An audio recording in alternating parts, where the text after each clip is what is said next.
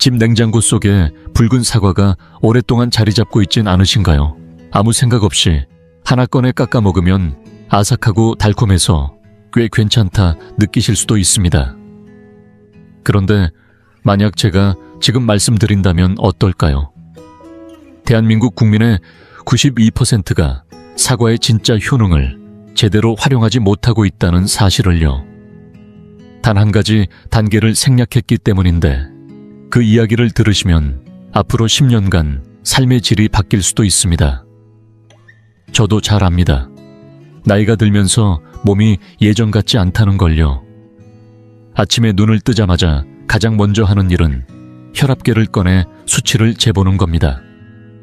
그런데 수치가 들쭉날쭉하면 마음도 덩달아 불안해지죠. 병원에 가보면 의사는 혈중지방 수치가 높다며 이건 먹지 말고 저건 줄이라고 합니다. 그 순간부터 활기찼던 식탁은 눈치를 보며 조심스럽게 음식을 고르는 자리가 되어버립니다. 하지만 가장 괴로운 건 밤입니다. 푹 자고 싶을 뿐인데 갑자기 심장이 몇 번 세차게 뛰면서 놀라서 눈이 떠집니다. 시계를 보면 새벽 3시. 그때부터 천장을 바라보며 온갖 걱정이 머릿속을 떠나지 않습니다. 아침이 되면 기운이 빠져 아무것도 하기 싫고 딱 하나의 생각만이 머릿속을 맴돕니다. 혹시 내가 자식들에게 짐이 되는 건 아닐까 하는 내는 두려운 말입니다. 하지만 오늘 제가 알려드릴 방법은 정말 간단합니다. 부엌에 있는 2가지 재료만으로 20분간 끓이기만 하면 혈압, 혈당, 혈지불명까지 4가지 문제를 한 번에 다스릴 수 있습니다. 게다가 한 번 만들 때 들어가는 비용도 고작 5,000원도 안 됩니다. 끝까지 들어보시겠습니까? 여러분, 저는 김준호 의사입니다. 저는 28년 동안 한방과 양방을 접목해 심혈관 건강을 집중적으로 연구해온 사람입니다. 오늘 소개할 이 방법은 제가 아무 근거도 없이 만든 게 아닙니다. 바로 저희 외할머니께서 오랫동안 써오신 민간 지혜를 바탕으로 제가 오랜 임상 경험과 현대의학의 원리로 직접 검증해 본 결과 효과가 입증된 방법입니다. 본격적으로 시작하기 전에 혹시 지금 혈관 질환이나 혈압 문제 또는 수면 장애로 고민 중이시거나 가족 중 그런 분이 계신다면 댓글에 숫자 1을 남겨주세요. 이 영상이 여러분께 도움이 된다는 걸 제가 확인할 수 있도록요. 그리고 구독과 알림 설정도 꼭 부탁드립니다. 왜냐하면 지금부터 5분 후 여러분이 전혀 예상하지 못했던 사과의 황금궁합을 공개할 예정이기 때문입니다. 이건 10명 중 9명은 모르는 정보입니다. 이제 바로 시작해 보겠습니다. 혹시 생각해 보신 적 있나요? 우리 몸의 혈관은 마치 수십 년 된 오래된 집의 배관처럼 되어 있다는 사실 말입니다. 50년, 60년을 지나며 혈관 안쪽은 이미 찌꺼기와 노폐물로 층층이 쌓여 물의 흐름처럼 혈류도 점점 막히고 둔해집니다. 이게 바로 지금 우리 혈관이 처한 현실입니다. 그런데 놀랍게도 사과는 자연이 우리에게 준 가장 부드럽고 순한 혈관 청소부입니다. 하지만 안타깝게도 대부분의 사람들은 이 사과를 어떻게 제대로 활용해야 하는지 잘 모르고 있습니다. 첫 번째로 꼭 말씀드리고 싶은 건 우리가 평소에 별 생각 없이 먹는 사과가 사실은 그냥 비타민만 보충해주는 과일이 아니라는 점입니다. 많은 분들이 사과를 그저 건강한 간식 정도로 여깁니다. 하지만 그 안에는 아주 특별한 청소부가 숨어 있습니다. 바로 펙틴이라는 수용성 식이섬유입니다. 이 펙틴은 정말 영리하게 작동합니다. 장 속에 들어가면 초강력 스펀지처럼 움직이며 혈액 속에 떠다니는 나쁜 녀석들, 그러니까 저밀도 지단백, 콜레스테롤과 담즙산 같은 것들을 정확히 찾아내어 달라붙습니다. 한번 달라붙은 이 해로운 성분들은 몸속에 다시 흡수되지 못하도록 꽁꽁 감싸서 대변과 함께 말끔히 밖으로 내보내버립니다. 이 과정이 중요한 이유는 간이 담즙산을 만들어 지방을 소화시킬 때 반드시 콜레스테롤을 사용해야 하기 때문입니다. 그런데 펙틴이 담즙산을 밖으로 내보내버리면 간은 새로운 담즙산을 만들기 위해 혈액 속의 콜레스테롤을 더 많이 끌어다 써야 합니다.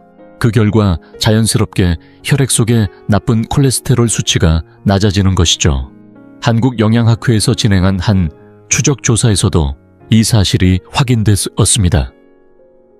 8주 동안 하루에 한두 개씩 사과를 꾸준히 섭취한 중장년층의 저밀도 콜레스테롤 수치가 평균 12%에서 16%까지 감소했습니다.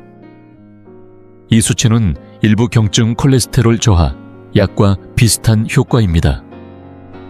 보셨죠? 이처럼 펙틴은 우리의 혈관 속을 말끔히 청소하는 아주 중요한 일을 해내고 있습니다. 이어서 말씀드릴 두 번째 핵심은 사과가 어떻게 혈압을 안정시켜주는가에 대한 이야기입니다. 많은 분들이 혈압을 관리하려면 무조건 소금을 줄여야 한다고 생각하시는데 물론 그것도 맞는 말입니다. 하지만 그건 절반의 조치일 뿐입니다. 우리 몸속에는 혈압에 영향을 주는 두 가지 주요 성분이 있습니다. 바로 나트륨과 칼륨입니다. 나트륨은 체내의 수분을 머무르게 해서 혈관 내 압력을 높이고 그 결과 혈압이 오르기 쉽습니다. 반면에 칼륨은 이 나트륨을 몸 밖으로 내보내 혈관의 부담을 줄여주는 역할을 합니다. 사과는 이 두 성분 중 칼륨은 풍부하고 나트륨은 적은 이상적인 비율을 가진 대표적인 식품입니다. 중간 크기의 사과 하나에는 약 195mg의 칼륨이 들어있습니다. 이 칼륨은 마치 부지런한 청소부처럼 작용해 몸 안에 쌓인 나트륨을 쓸어내듯 내보냅니다. 그 결과 혈중 나트륨이 줄어들고 자연스럽게 혈압이 한결 더 안정되게 유지됩니다. 게다가 사과 껍질에는 루틴이라는 플라보노이드 계열의 성분이 풍부하게 들어있는데 이 성분이 정말 놀라운 역할을 합니다. 혈관, 내피세포를 보호해주고 혈관이 원래 가지고 있어야 할 탄력을 유지하게 해주죠. 젊은 사람들의 혈관이 건강한 이유는 바로 이 탄력성 덕분입니다. 나이가 들수록 혈관은 점점 딱딱해지고 신축성을 잃기 때문에 혈압이 쉽게 들쑥날쑥해지기 마련인데요. 루틴은 마치 혈관의 고급 스킨케어를 해주는 것처럼 안에서부터 부드럽고 탄력 있게 가꿔주는 역할을 합니다. 결국 사과는 우리 몸속에서 나트륨을 배출하며 혈관을 정화하는 동시에 혈관을 부드럽게 관리해주는 이중작용을 해줍니다.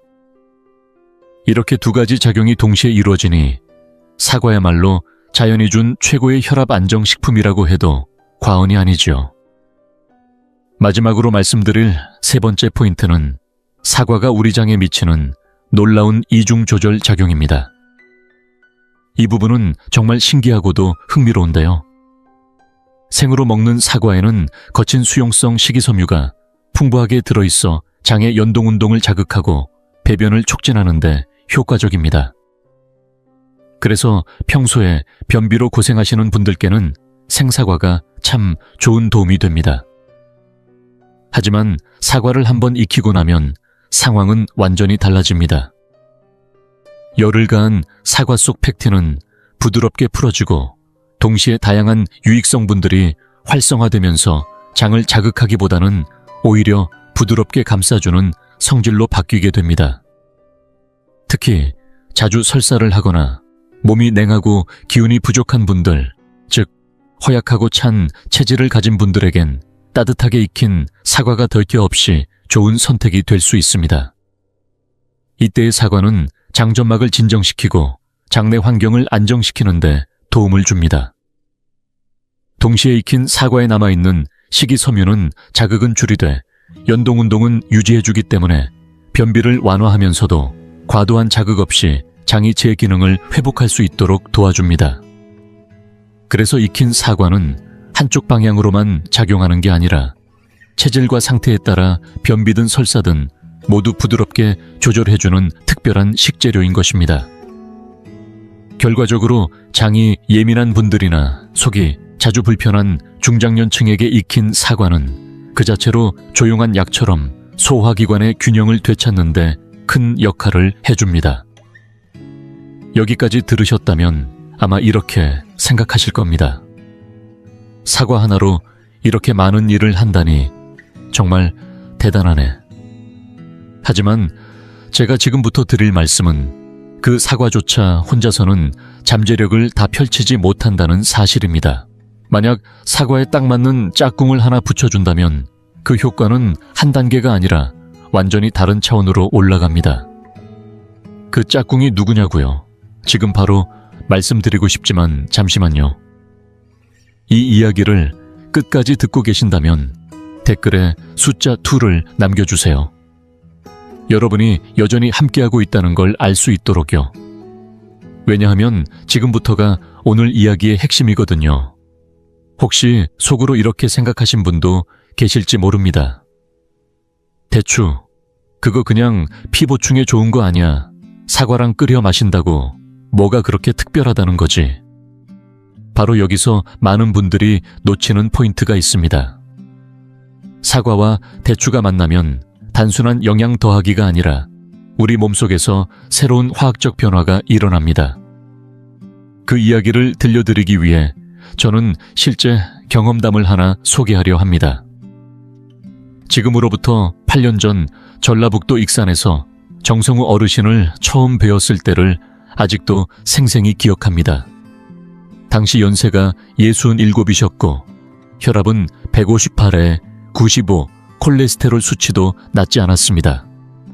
특히 저밀도 콜레스테롤 수치가 4.2를 넘었고 일주일에 3-4번은 밤새 뒤척이기 일쑤였다고 하셨습니다. 하지만 무엇보다 마음에 깊이 남은 건 검사 결과가 아니라 정 어르신이 하신 말씀이었습니다. 김 박사, 난 죽는 건 안 무서워. 다만 아들한테 짐이 되는 게 싫어. 아들이 겨우 전세 구해서 아기 키우는데 나 때문에 병원비 걱정하게 만들고 싶진 않아. 그 말을 듣는 순간 가슴이 꽉 막히는 듯 했어요. 사실 많은 중장년층 분들이 그런 마음을 가지고 계십니다. 본인 건강이 안 좋아도 참는 이유 결국은 가족에게 부담이 될까 두려워서지요. 그래서 저는 약을 먼저 처방하지 않았습니다. 대신 제 외할머니께서 20년 넘게 써오셨던 비법을 말씀드렸습니다. 사과와 대추를 함께 끓여서 마시는 방법이었습니다. 정 어르신은 처음엔 반신반의하시며 되물으셨습니다. 이게 다예요. 이렇게만 해도 괜찮아요. 저는 조용히 말씀드렸습니다. 일단 3달만 해보시죠. 일주일에 3번, 4번 정도만 끓여 드셔보세요. 그리고 3달 후 정 어르신은 다시 병원에 오셨습니다. 혈압은 135에 82로 떨어졌고 저밀도 콜레스테롤도 3.6까지 내려갔습니다. 무엇보다 놀라웠던 건 어르신의 표정이었습니다. 처음 뵈었을 때 그늘졌던 얼굴은 사라지고 대신 편안하고 여유 있는 미소가 자리 잡고 있었습니다. 요즘은 이거 이웃들한테도 끓여줘요. 다들 좋다고 하더라고. 그 웃음을 보면서 저는 다시 한번 깨달았습니다. 건강이란 단순히 수치상의 숫자가 아니라는 것. 그것은 바로 삶에 대한 자신감과 주도권을 되찾는 과정이라는 걸요. 그렇다면 본격적으로 왜 사과와 대추를 함께 끓여 마셨을 때 그렇게 놀라운 효과가 나타나는지 말씀드리겠습니다. 먼저 한의학에서는 이것을 한옥윤형이라고 부릅니다. 사과는 성질이 시원하고 상열을 다스리는 반면 많이 먹으면 속이 냉해져 위장이 약한 분들에게 부담이 될 수 있습니다. 반면 대추는 따뜻한 기운을 가지고 있어 기를 보충하고 마음을 편안하게 해주지만 단독으로 먹으면 체질에 따라 더위를 유발할 수 있습니다. 그런데 이 두 가지가 함께할 경우 서로의 과한 부분을 조절해주면서 차갑지도 덥지도 않은 딱 좋은 상태를 만들어냅니다. 이게 바로 한방에서 말하는 음양조화의 진짜 의미입니다. 현대의학적인 관점에서도 대추는 그 효과가 입증되고 있습니다. 대추에는 뇌를 안정시키고 신경을 이완시키는 여러 가지 플라보노이드와 사포닌 성분이 풍부하게 들어있는데 이 성분들이 중추신경계를 진정시켜 깊은 수면으로 유도하는 작용을 합니다. 실제로 2019년 경희한방병원에서 시행한 연구에서는 4주간 대추물을 꾸준히 섭취한 중장년층의 깊은 수면 시간이 평균 37% 증가한 것으로 나타났습니다. 이 수치는 단순히 잠이 드는 것을 넘어 깊고 편안한 숙면의 질이 얼마나 중요한지를 보여주는 결과입니다.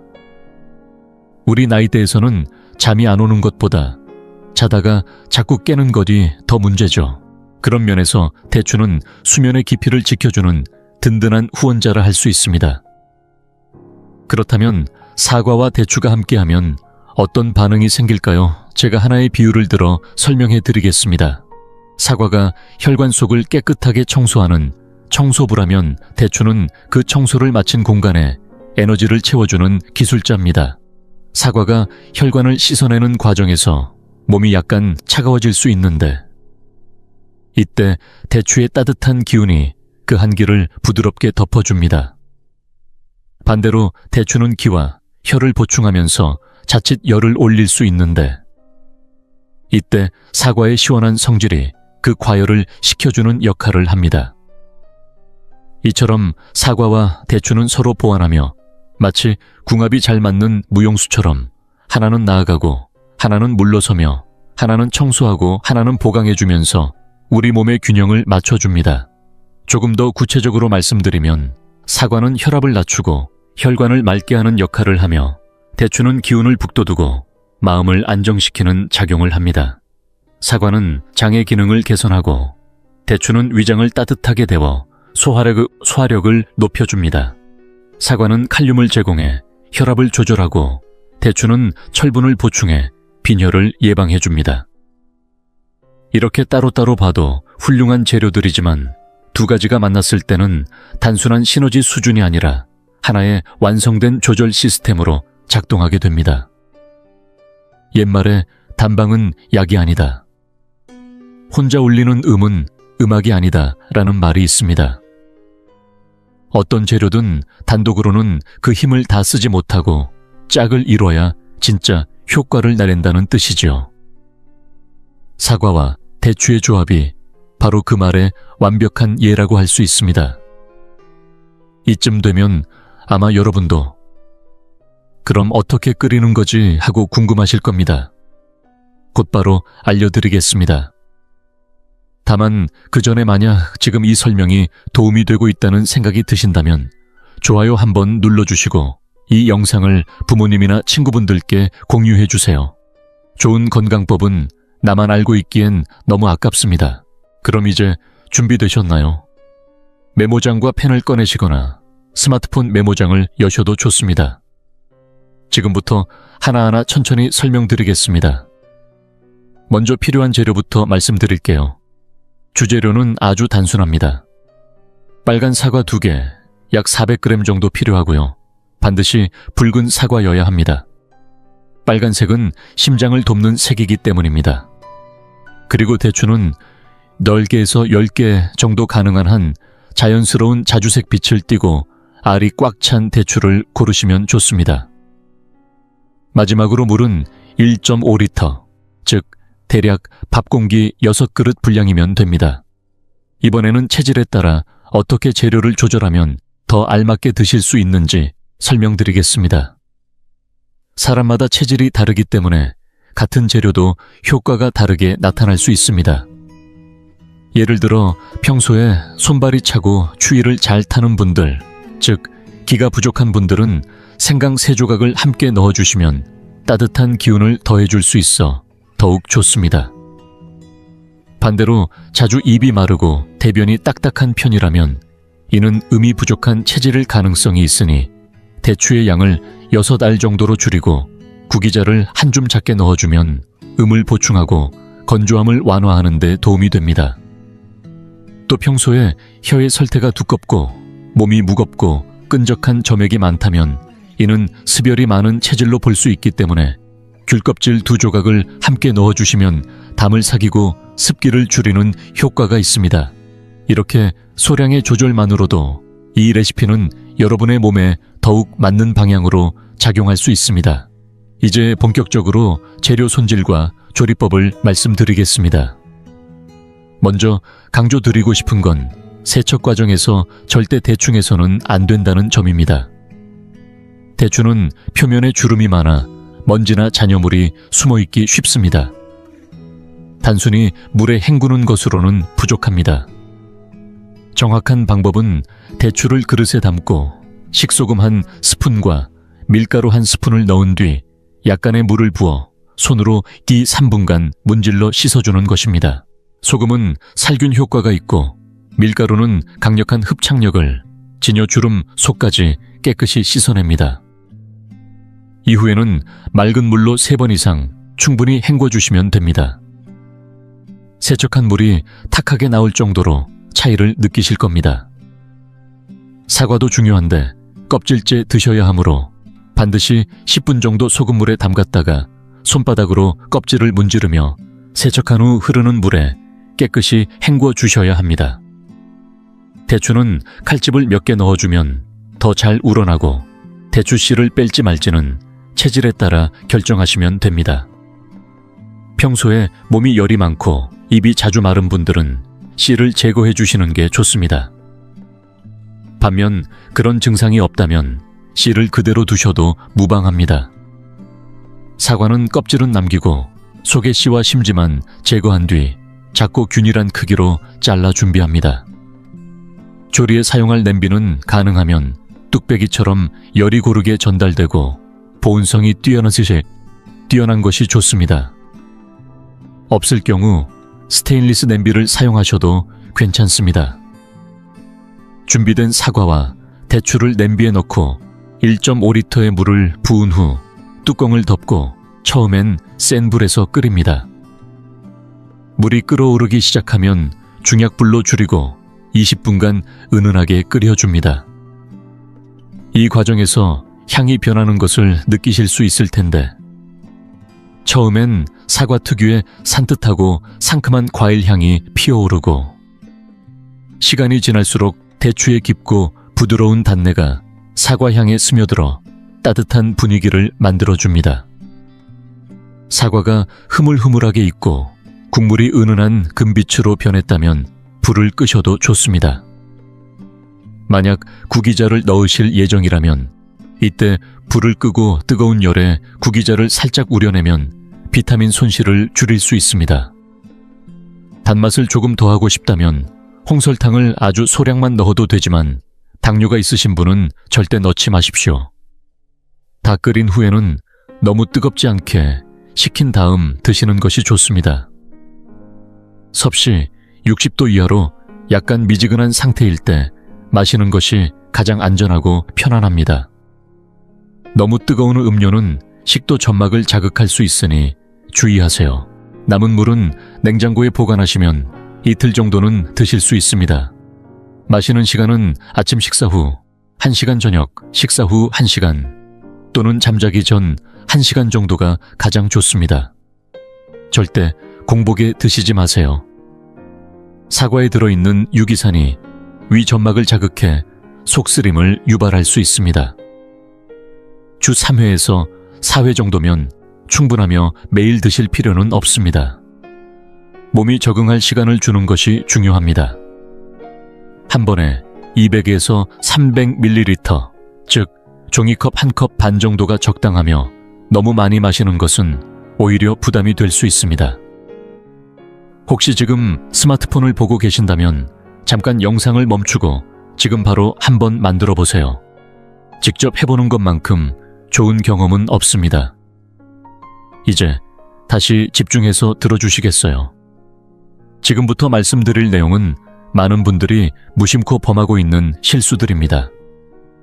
이 5가지 잘못 중 단 한 가지만 해도 사과 대추탕의 효과가 뚝 떨어지고 심한 경우에는 오히려 몸에 부담이 될 수도 있습니다. 10명 중 8명은 이 중 한 가지 이상을 실수하고 계시니까 꼭 체크해 보셔야 합니다. 첫 번째 실수는 끓이는 시간을 너무 길게 잡는 겁니다. 많은 분들이 오래 끓일수록 더 깊은 맛이 나고 영양도 더 좋아지겠지 라고 생각하시는데 이건 완전히 반대입니다. 사과에 들어있는 비타민C는 열에 매우 약한 성분으로 40분 이상 끓이면 거의 대부분이 파괴됩니다. 그래서 적절한 끓이는 시간은 센 불에서 끓이다가 약불로 줄여 20분 정도 유지하는 것이 딱 적당합니다. 두 번째 실수는 사과 껍질을 벗기는 것입니다. 이건 정말 안타까운 실수인데요. 사과 속 항산화 성분의 90% 이상이 껍질에 집중되어 있습니다. 특히 루털린이나 퀘르세틴 같은 플라보노이드는 거의 모두 껍질에만 존재합니다. 껍질을 벗긴다는 건 이 탕의 핵심 성분을 버리는 것과 같다고 보시면 됩니다. 깨끗하게 세척만 잘 하시면 껍질째 드시는 것이 가장 이상적입니다. 세 번째 실수는 사과의 종류를 마음대로 바꾸는 겁니다. 청사과나 노란 사과도 좋지 않냐고 물으시는 분들이 많은데요. 각각의 사과는 성질이 다릅니다. 청사과는 성질이 차가워서 폐를 촉촉하게 해주는 데는 좋지만 오늘 말씀드린 심혈관 개선에는 효과가 떨어집니다. 노란 사과는 평이하고 위장을 보호하는 데에는 좋지만 심장과 혈관을 도와주는 힘은 부족합니다. 붉은 사과만이 심장과 통하는 색으로 따뜻한 성질을 가지고 있어 오늘의 목적에 가장 적합합니다. 네 번째 실수는 공복에 마시는 것입니다. 어떤 분들은 아침에 일어나자마자 속을 깨끗이 비워내려고 이 탕을 드시는데요. 이건 오히려 위에 무리가 됩니다. 사과에 들어있는 유기산이 위 점막을 자극해 위산 분비를 촉진시켜버리기 때문입니다. 그래서 속이 쓰리거나 더부룩해질 수 있습니다. 이 탕은 아침 식사 1시간 뒤나 저녁 식사 후 또는 잠들기 1시간 전이 가장 이상적인 섭취 시간입니다. 다섯 번째 실수는 체질을 고려하지 않고 대추씨를 그냥 두는 경우입니다.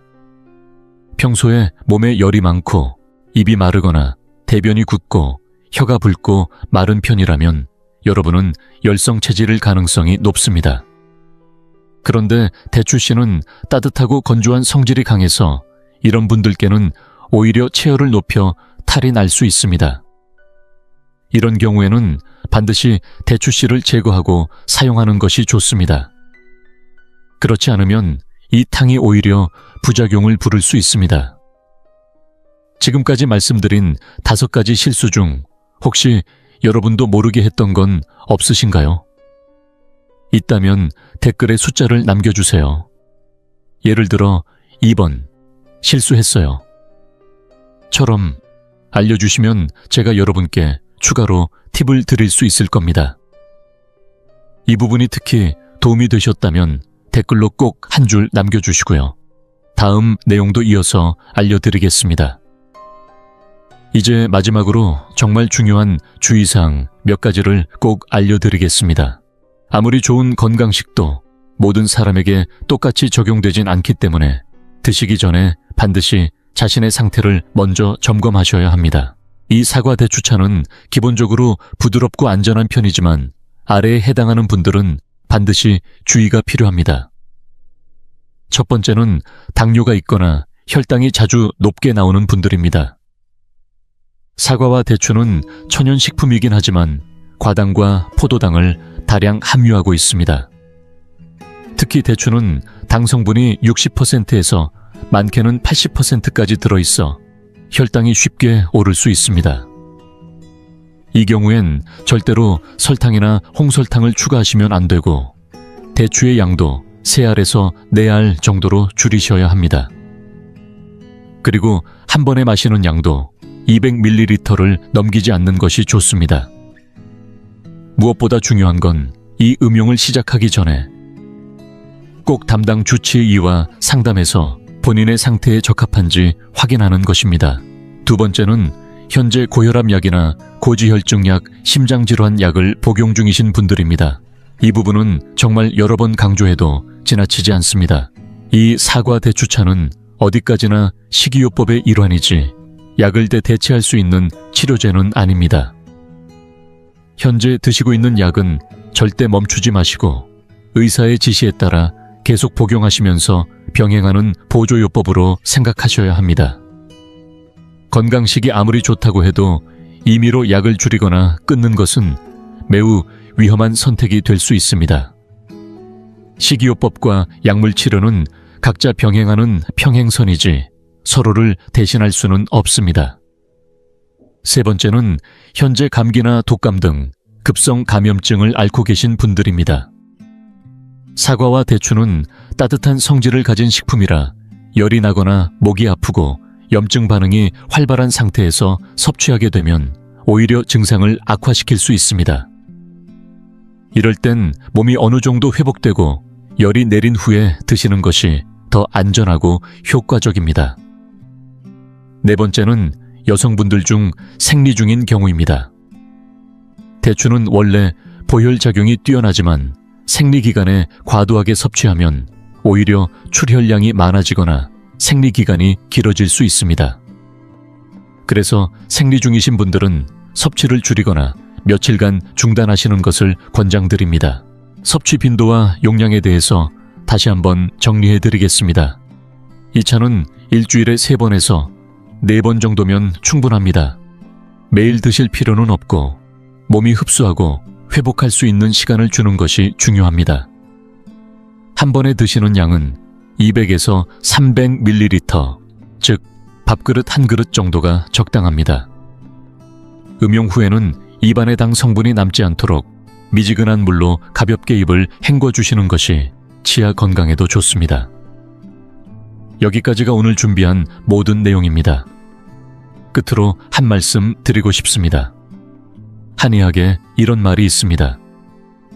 상인은 병이 나기 전에 기운을 다스리고 중인은 병이 생기면 고치며 하인은 병이 깊어져야 치료한다. 진짜 현명한 건강관리는 아프기 전에 몸을 돌보는 데서 시작합니다. 오늘 배우신 이 방법은 바로 그 예방의 첫걸음입니다. 병이 생기고 나서 뒤늦게 약을 찾기보다는 하루 단 20분만 투자해서 가족 모두의 건강을 지키는 습관을 만드는 것, 그것이야말로 가장 지혜로운 선택입니다. 오늘 영상이 도움이 되셨다면 3가지 약속만 부탁드립니다. 첫째, 오늘 바로 한번 만들어 보시고 드셔보신 후 느낌을 댓글로 남겨주세요. 저는 여러분의 소중한 경험을 하나하나 꼼꼼히 읽고 있습니다. 둘째, 이 영상을 부모님이나 친구, 특히 혈압이나 혈관 문제로 고민하시는 어르신들께 꼭 공유해 주세요. 좋은 정보는 나누었을 때 더 큰 가치를 가집니다. 셋째, 채널 구독과 알림 설정을 해주시면 감사하겠습니다. 다음 주에는 약 없이도 혈압을 낮추는 데 도움되는 3가지 장 건강 채소에 대해 소개드릴 예정이니까요. 건강은 운이 아니라 우리가 매일 내리는 선택입니다. 오늘 여러분은 그 선택을 제대로 하셨습니다. 여러분과 가족 모두 건강하고 평안하시길 진심으로 바랍니다. 그럼 다음 영상에서 뵙겠습니다. 편하게 아보카도를 즐기셔도 괜찮습니다. 하지만 60세를 넘기셨다면 반드시 이 이야기를 들어보셔야 합니다. 6가지 중 단 1가지 실수만 해도 심장이나 간, 심지어 뇌 건강까지 조용히 해칠 수 있기 때문입니다. 아보카도는 최고의 슈퍼푸드로 칭송받습니다. 의사들도 극찬하고 인플루언서들도 앞다투어 추천하며 스무디부터 토스트까지 다양한 요리에 빠지지 않고 등장합니다. 그러나 2023년 발표된 임상 연구는 충격적인 사실을 밝혀냈습니다. 아보카도를 잘못 다루면 해로운 산화지방 수치가 단 몇 시간 만에 177% 이상 증가할 수 있다는 겁니다. 이 산화지방은 혈관을 빠르게 굳게 만드는 주범입니다. 더 놀라운 건 전체 어르신의 19%가 이 치명적인 실수들 중 적어도 하나는 무의식적으로 반복하고 있다는 사실입니다. 그리고 그중 단 하나의 실수만으로도 단 일주일 만에 뇌졸중 위험을 높일 수 있습니다. 오늘은 60세 이후 심각한 알레르기 반응과 약물 상호작용 생명을 위협할 수 있는 합병증으로 이어질 수 있는 아보카도 섭취 습관 6가지를 공개해드립니다. 영상 끝까지 함께해 주세요. 마지막 6번째는 누구도 예상치 못한 가장 위험한 실수입니다. 6번째 실수부터 말씀드리겠습니다. 바로 반으로 자른 아보카도를 씨를 놓아온 채 보관하는 습관입니다. 언뜻 보기엔 아주 그럴듯해 보이고 마치 똑똑한 보관법처럼 느껴지기도 합니다. 심지어는 예전부터 내려오던 요령처럼 여기며 가족들 사이에서도 자연스럽게 전해졌고 요즘에는 요리 방송이나 SNS에서도 당연하다는 듯 반복되고 있죠. 하지만 지금부터 말씀드릴 과학적 사실은 그 믿음을 완전히 뒤엎습니다. 2019년 경희대학교 식품과학연구소의 연구팀이 이 오랜 통념을 본격적으로 검증했습니다. 잘 익은 아보카도 100개를 반으로 잘라 절반은 씨를 넣은 채 나머지는 씨를 제거한 채 정밀한 온도와 습도가 관리되는 실험실 냉장고에 24시간 보관한 뒤 최신 디지털 영상 분석 장비로 산화 진행 정도를 정확하게 측정했습니다. 그 결과는 충격적이었습니다. 씨를 넣은 쪽은 산화가 겨우 2% 덜 진행됐을 뿐이고 그 차이조차도 오직 씨가 직접 닿아 있던 아주 작은 동그란 면적에만 국한되었습니다. 나머지 노출된 표면은 씨가 없던 쪽과 거의 동일하게 갈변 현상이 발생했죠. 쉽게 말해 씨는 보관에 거의 아무런 효과도 없었던 겁니다. 이 연구를 주도한 박소영 박사는 그 과정을 상세히 설명했습니다. 아보카도의 부드럽고 연한 과육이 공기 중에 노출되면 폴리페놀 옥시다제라는 효소가 즉시 반응하며 갈색으로 변색되는 산화 물질을 생성하게 되는데 씨는 이 화학 반응을 막아주지 못합니다. 그저 직접 덮고 있는 아주 작은 부분만 살짝 보호할 뿐입니다. 문제는 많은 사람들이 씨가 산화를 막아준다고 잘못 믿고 잘라놓은 아보카도를 며칠씩 냉장고에 보관하며 안심한다는 데 있습니다. 실제로 2021년 식품의약품안전처의 보고서에 따르면 절단 후 48시간 이상 보관된 아보카도에서는 리스테리아균과 같은 위험한 세균 군집이 발생할 가능성이 높아진다고 밝혔습니다. 이 균은 특히 임산부에게 치명적인 감염증을 일으킬 수 있고 건강한 고령자에게도 심각한 위협이 될 수 있습니다. 하지만 다행히도 안전하게 보관하는 방법은 아주 간단합니다. 아보카도를 자른 뒤에는 노출된 표면에 신선한 레몬즙이나 라임즙을 살짝 발라주고 밀폐 용기에 넣어 냉장 보관하는 것만으로도 산화를 훨씬 효과적으로 늦출 수 있습니다. 이어서 5번째 실수입니다. 한근고제를 복용 중인데도 아보카도를 아무 생각 없이 계속 드시는 경우인데요. 얼핏 보기에는 문제없어 보이지만 이 실수는 생각보다 훨씬 심각한 결과를 초래할 수 있습니다. 특히 여러 약을 복용 중이신 고령층에게는 더욱 조심해야 할 부분입니다. 아보카도는 건강에 좋다는 이미지가 워낙 강해서 영양과 약물 간의 상호작용을 간과하는 경우가 많은데요. 심지어 영양학을 전공하지 않은 의료진조차도 이 위험성을 제대로 알지 못하는 경우가 적지 않습니다. 만약 지금 와파린과 같은 혈액응고 억제제를 드시고 계시다면 지금부터 드릴 이야기가 여러분의 건강을 지켜주는 결정적인 정보가 될 수 있습니다. 아보카도는 비타민 K가 풍부하게 들어있는데 이 성분은 혈액을 응고시키는데 중요한 역할을 합니다. 아보카도 한 개만 먹어도 하루 권장량의 약 26%를 채울 정도로 많은 양이 포함되어 있습니다. 겉으로 보기에는 큰 수치가 아닌 것처럼 느껴질 수도 있지만 이는 혈액 응고를 일부러 늦추기 위해 약을 복용 중인 분들에겐 치명적인 변수입니다. 식단에서 비타민 K의 섭취량이 갑자기 많아지면 약의 효과가 현저히 떨어지게 되어 혈전, 심지어는 뇌졸중까지 유발할 수 있는 겁니다. 2018년에는 실제로 이런 일이 있었습니다. 대구에 사는 68세 이영수 씨는 심장 판막 수술 이후 3년 동안 와파린을 복용하며 건강을 잘 유지해 왔습니다.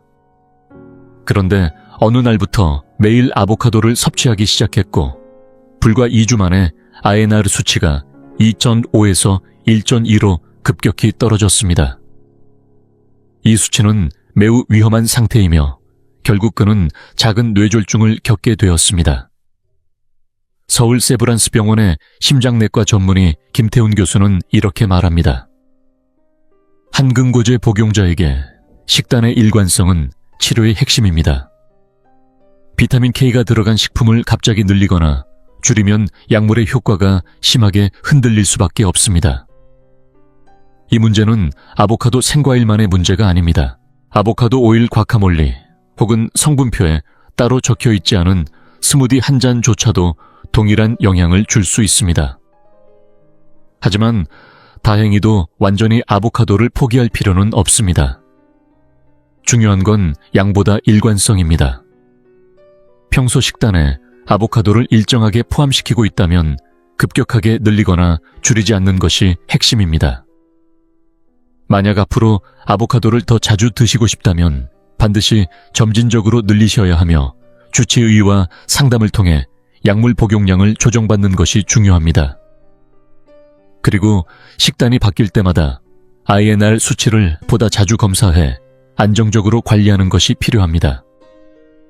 최근에는 아픽사반이나 리바록사반 같은 비타민 K와 상호작용하지 않는 신형 한근고제도 있기 때문에 주치의와 상담해 약을 변경할 수 있는지도 알아보는 것이 좋습니다.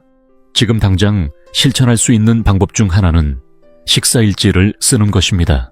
아보카도를 얼마나 자주, 얼마나 많이 먹는지 기록하면서 시금치, 브로콜리, 녹차 등 다른 비타민 K 식품도 함께 체크하면 의료진이 보다 정확하게 약 복용을 조정해 줄 수 있습니다. 그리고 꼭 기억해 주세요. 정기 검진 시에 반드시 아보카도 섭취 여부를 의료진에게 알려야 합니다. 실제로 많은 환자들이 하루의 소량의 아보카도를 꾸준히 먹는 방식으로 조절하며 건강하게 그 영향을 누리고 있습니다. 중요한 건 한 번에 많이 먹는 것이 아니라 일정하게 먹는 것입니다. 이렇게만 관리하면 좋아 하는 식품을 포기하지 않고도 안전하게 약물 치료를 이어갈 수 있습니다. 아보카도가 여러분 식탁의 일상이 되었다면 여러분의 건강 계획 안에도 반드시 포함되어야 합니다. 건강은 우연이 아니라 의도적 관리에서 시작됩니다. 네 번째 실수는 아보카도를 충분히 익히지 않은 상태로 스무디에 갈아 넣는 경우입니다. 얼핏 보면 아무 문제가 없어 보이죠. 바쁜 아침에 건강을 챙기겠다는 마음으로 단단한 아보카도 반쪽을 믹서기에 툭 넣는 것. 많은 분들이 이미 익숙하게 하고 계실지도 모릅니다. 하지만 겉으로 보기엔 건강해 보이는 이 행동이 사실은 위장 건강에 은근히 큰 해를 끼치고 있다는 사실 알고 계셨나요?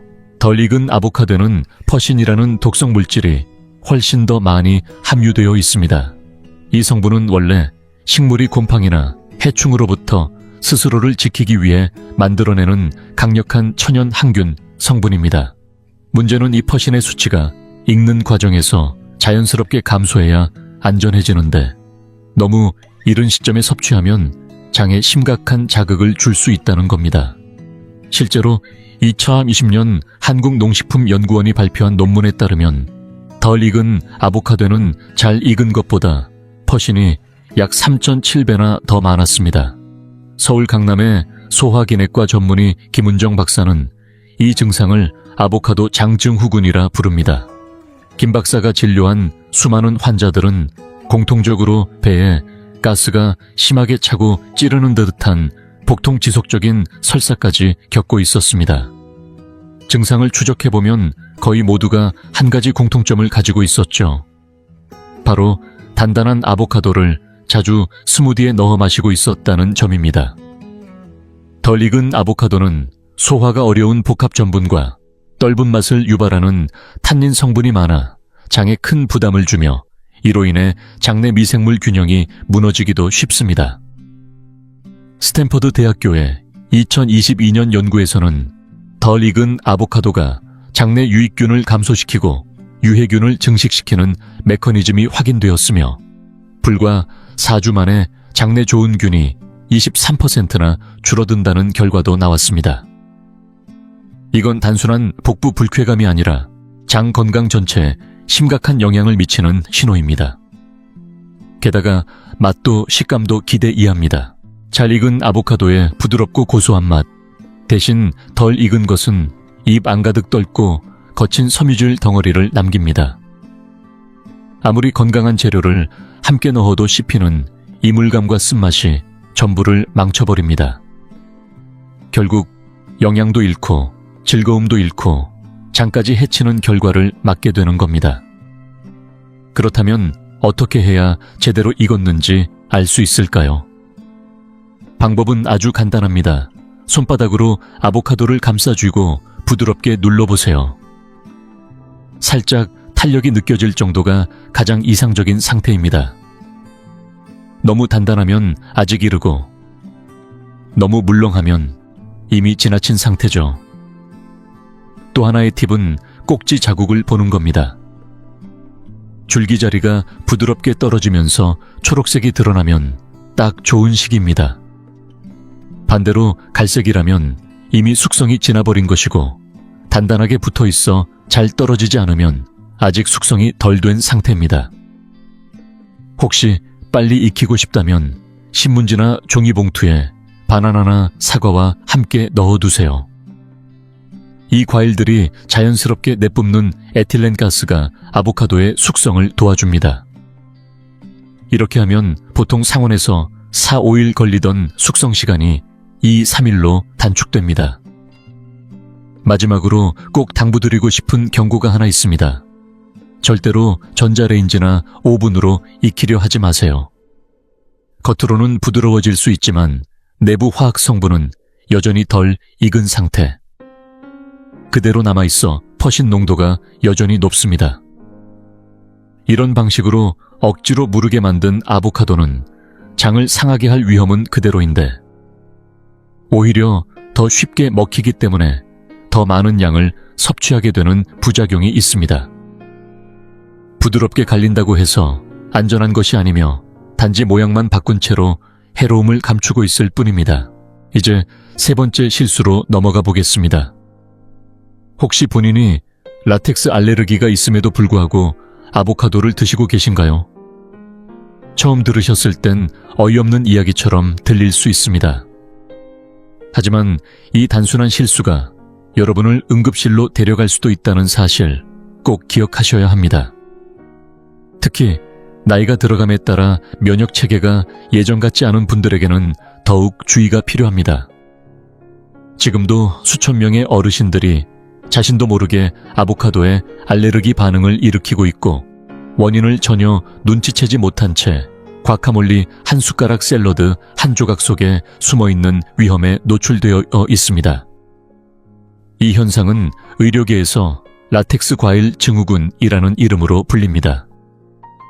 일부 과일에 들어있는 단백질 구조가 고무 라텍스 속 단백질과 거의 흡사하게 생겨 우리 몸의 면역 체계가 이를 라텍스로 오인하여 반응하는 기전을 말합니다.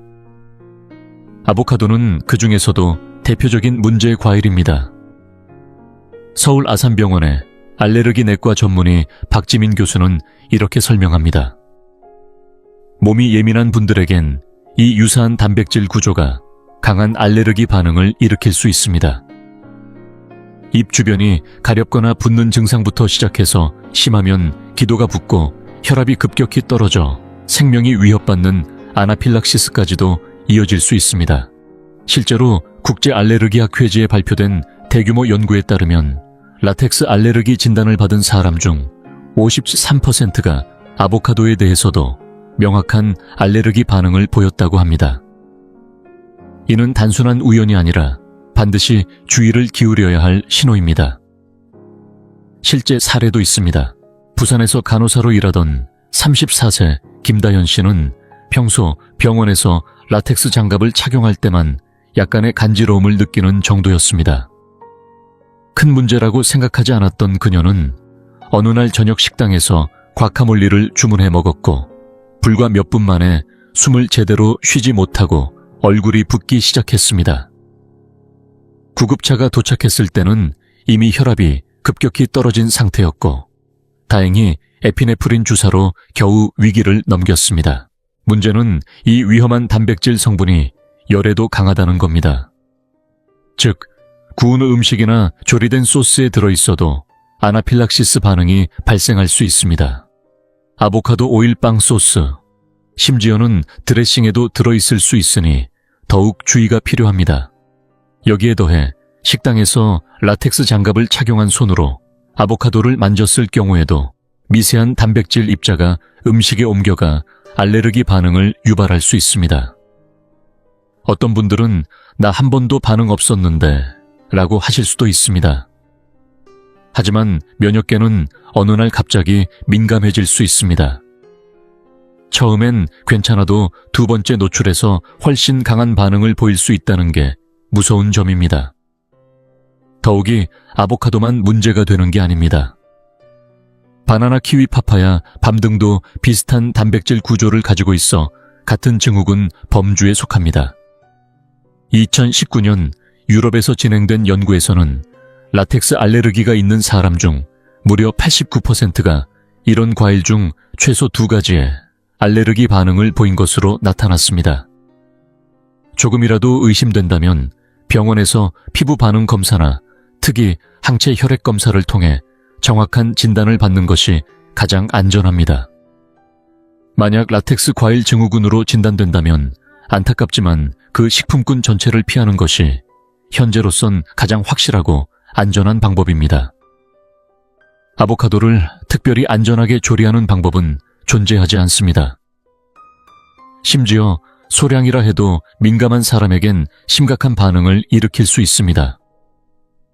그러니 라텍스 알레르기가 확인된 분이라면 항상 에피네프린 자가주사기를 휴대하는 것이 필요하고 외식할 때는 반드시 음식에 아보카도 성분이 들어있는지 사전에 물어보셔야 합니다.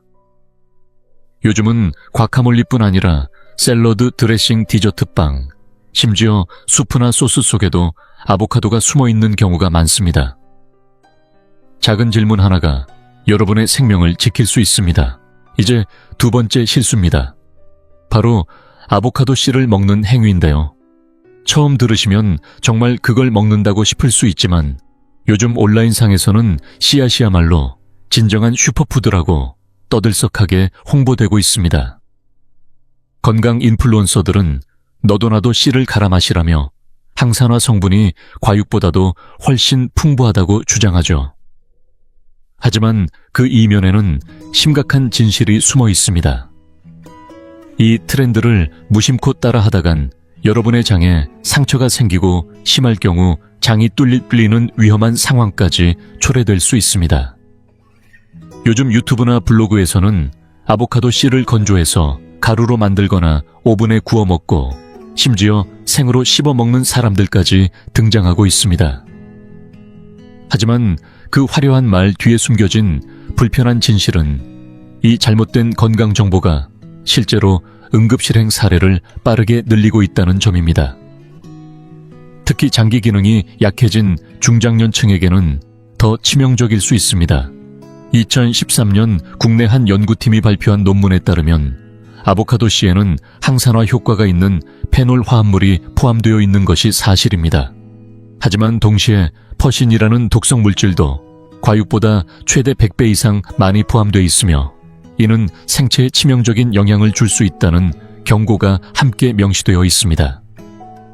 더 큰 문제는 씨앗의 단단하고 복합적인 섬유 구조 때문에 우리 몸이 이 유익한 항산화 물질조차 제대로 흡수할 수 없다는 점입니다.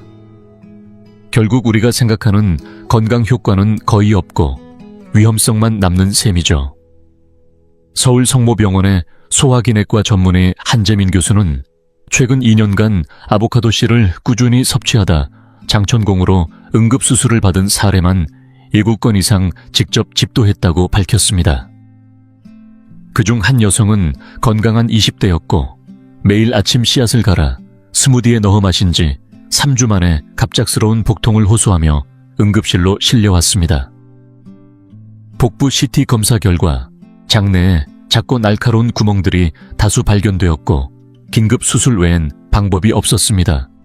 이런 사고는 결코 예외적인 일이 아닙니다. 한국중독관리센터의 보고서에 따르면 2019년부터 2023년 사이 아보카도 씨와 관련된 응급신고가 4배 이상 증가했고 이 중에는 장폐색 심한 변비급성 알레르기 반응, 심지어는 청산가스 중독 증상까지 포함되어 있었습니다. 놀라운 사실은 아보카도 씨 역시 사과 씨앗과 마찬가지로 체내에서 청산가스로 전환될 수 있는 독성 화합물을 포함하고 있으며 그 농도는 훨씬 더 높다는 것입니다. 2021년 식약처 독성학 보고서에 따르면 아보카도 씨앗을 분쇄한 후 실험 동물에게 투여한 결과 심장 손상이 명확히 관찰되었다고 합니다. 인체에 대한 임상 실험은 윤리적으로 제한되어 있지만 씨앗 가루를 자주 섭취한 사람들 사이에서 부정맥과 가슴 통증을 호소하는 사례는 실제로 여러 건 보고되어 있습니다. 또 하나 중요한 사실, 이 단단한 씨앗을 제대로 분쇄하려면 수천만 원대의 산업용 그라인더가 필요합니다.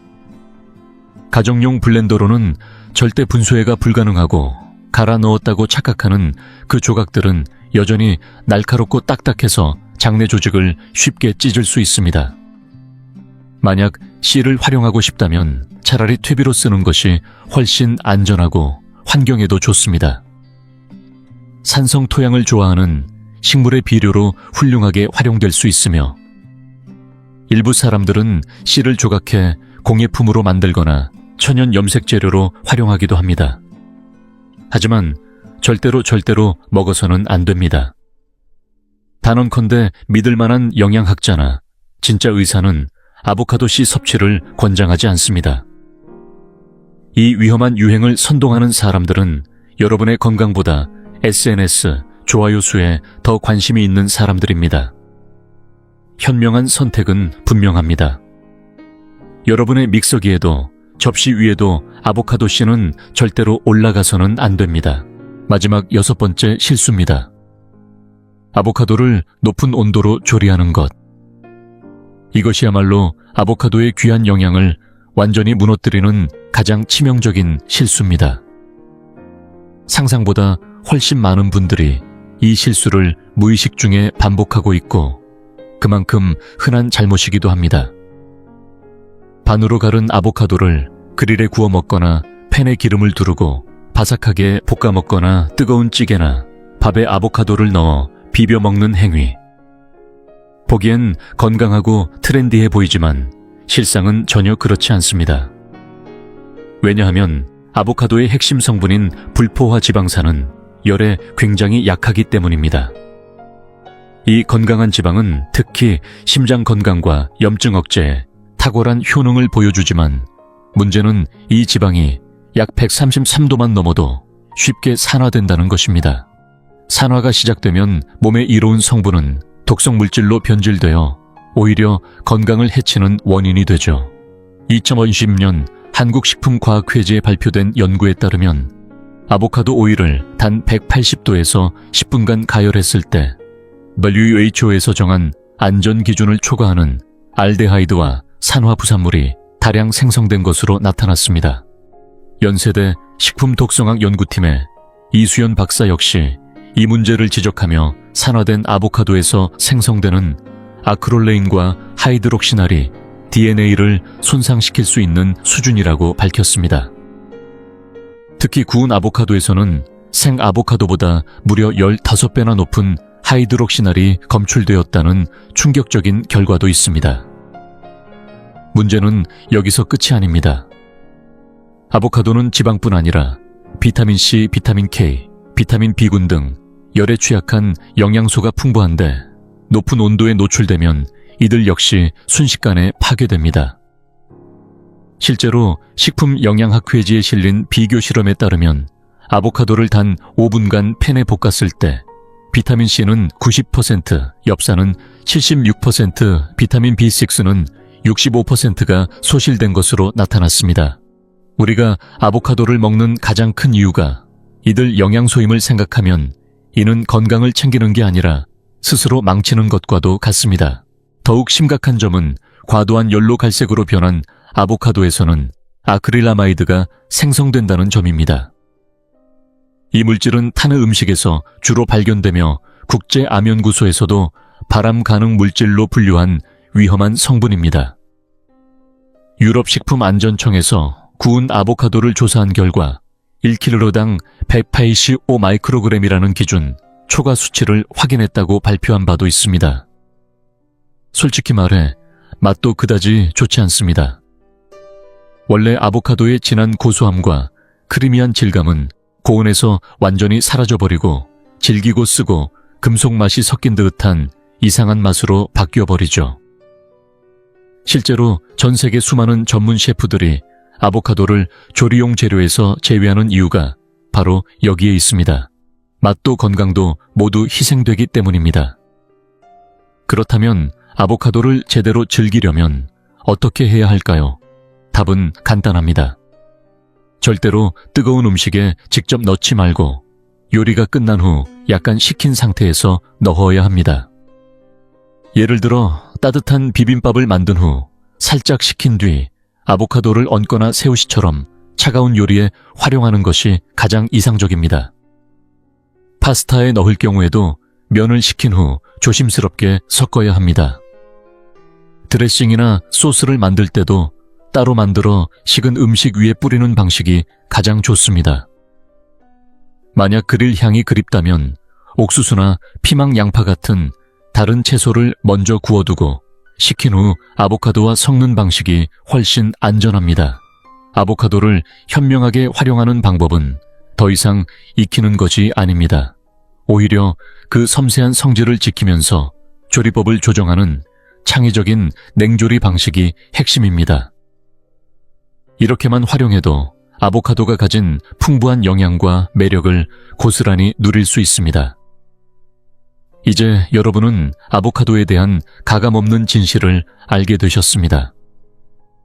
생으로 먹을 때 놀라운 효능을 지닌 이 초록빛 과일이 모든 건강 문제를 단번에 해결해주는 만능 열쇠는 아니라는 점, 그리고 아무렇게나 다뤄도 괜찮은 식재료는 더더욱 아니라는 사실을요. 겉보기엔 부드럽고 건강해 보이지만 잘못 보관하거나 조리하는 순간 그 이로움은 한순간에 사라질 수 있습니다. 오늘 영상에서는 우리가 오랫동안 오해해온 습관들을 하나하나 벗겨내고 그 안에 숨겨져 있던 치명적인 진실을 낱낱이 밝혀드렸습니다. 건강에 관심이 많은 분들조차 무심코 저지르기 쉬운 실수들이 얼마나 위험한 결과를 초래할 수 있는지 이제는 더 이상 간과해서는 안 됩니다. 그렇다면 영상을 보고 계신 여러분은 어떠신가요? 혹시 방금 들으신 내용 중 생각지도 못한 실수에 놀라신 부분이 있었나요? 혹은 아보카도를 먹고 나서 설명할 수 없는 불편함이나 이상한 느낌을 받은 적은 없으셨나요? 정확한 원인을 몰라 그냥 넘기셨던 경험이 있다면 이번 기회에 그 이유가 조금은 풀리셨을지도 모르겠습니다. 저희는 여러분의 다양한 이야기와 경험을 듣고 싶습니다. 아보카도에 얽힌 궁금증이나 혹시 겪으셨던 에피소드가 있다면 댓글로 자유롭게 나눠주세요. 여러분의 소중한 의견이 이 커뮤니티를 더욱 풍성하게 만듭니다. 그리고 오늘 영상이 유익하고 의미 있었다면 꼭 구독 버튼을 눌러주세요.